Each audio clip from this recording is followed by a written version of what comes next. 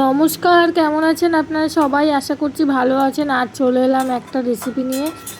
আজ বানাবো লোটে মাছের কাটা ফেলে আলু বেগুন দিয়ে ঝুড়ো বানাবো।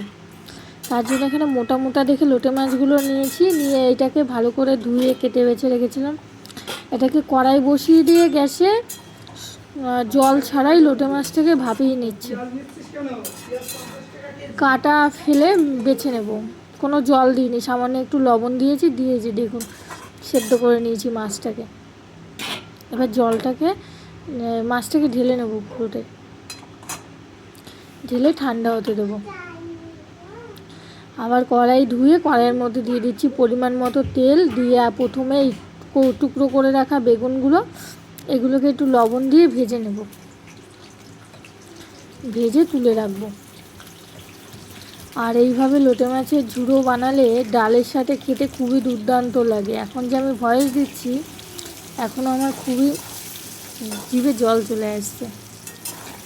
এই যে লবণ আর হলুদ দিয়ে এটাকে ভাজতে বসিয়ে দিলাম।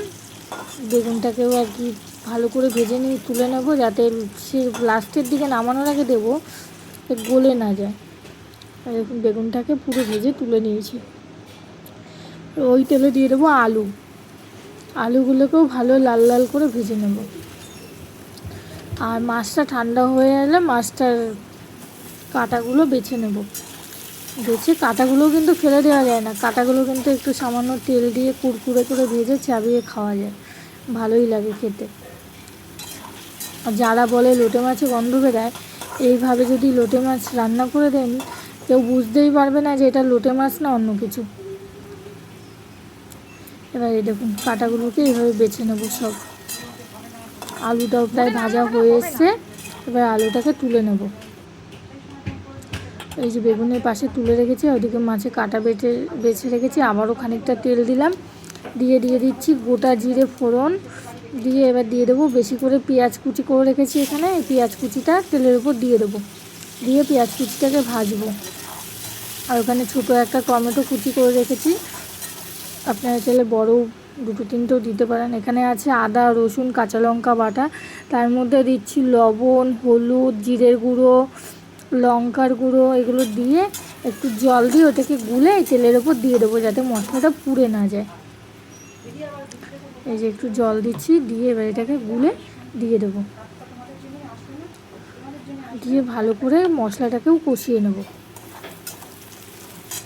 এবং পেঁয়াজটাও বাদামি হয়ে এসছে, এবার দিয়ে দিচ্ছি টমেটো কুচিটা দিয়ে একটু নেড়ে চেড়ে মশলা দিয়ে দেবো। একদম খুবই সিম্পল রান্না, আর এইভাবে রান্না করলে একটু যে উগ্র গন্ধটা, সেই গন্ধটা কিন্তু একদম আসে না। আমি তো লোটে মাছ খেতে খুবই ভালোবাসি, আপনারা কে কেমন খেতে ভালোবাসেন অবশ্যই কমেন্ট করে জানাবেন। দিচ্ছি ওপর থেকে একটু টক দই, দিয়ে মশলাটা যতক্ষণ কষাবো তেল ছেড়ে যতক্ষণ না আসছে, যে ভালো করে কষিয়ে নিচ্ছি। আমার ভিডিওগুলো যদি আপনাদের ভালো লাগে অবশ্যই like comment share and follow subscribe করে পাশে থাকবেন। এবার দিয়ে দিলাম কাটা বেছে রাখা লোটে মাছ, দিয়ে এটাকেও ভালো করে অনেকক্ষণ শুকাতে হবে। গ্যাসের আঁচ কমিয়ে লো টু মিডিয়ামে কষাতে হবে। আর কোনো এতে কিন্তু জল দেবো না, জল ছাড়াই এই রান্নাটা পুরোটাই হবে। আলুটাও দিয়ে দিয়েছি, যাতে আলুটা যেটুকুনি সিদ্ধ হওয়া বাকি আছে সেইটুকুনি যাতে হয়ে যায়। এই দেখুন শুকিয়ে এসছে একদম। এটাই ভাত ডাল গরম ভাতের সাথে খেতে খুবই ভালো লাগবে। এইভাবে আপনারা চপ করেও খেতে পারেন। এর ওপরে আমি ভাজা বেগুনটা দিয়ে নামিয়ে নেব। আবার দেখা হবে একটা নতুন ভিডিওর সাথে। ততক্ষণ আপনারা ভালো থাকবেন, সুস্থ থাকবেন। আর কেমন হলো লোটে মাছের ঝুড়োটা অবশ্যই জানাবেন। আজ তাহলে আসি, বাই।